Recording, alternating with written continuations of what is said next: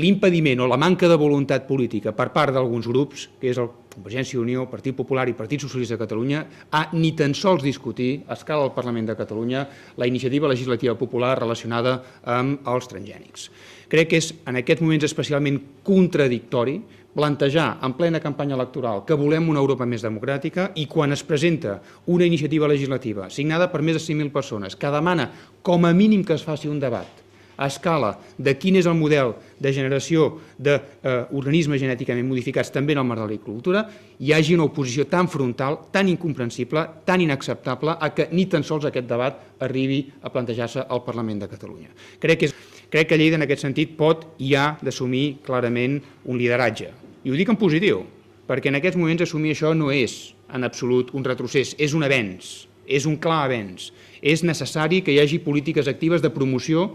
de l'agricultura ecològica. Però això no pot ser simplement l'almoina que es doni a aquells agricultors que no volen sotmetre's a la, diria gairebé, dictadura dels productes genèticament modificats. És la prioritat, ha de ser la prioritat. Invertir en aquest sector, en la gent que vol viure del territori, però que a més vol viure d'una agricultura que és respectuosa amb l'entorn i amb les generacions futures,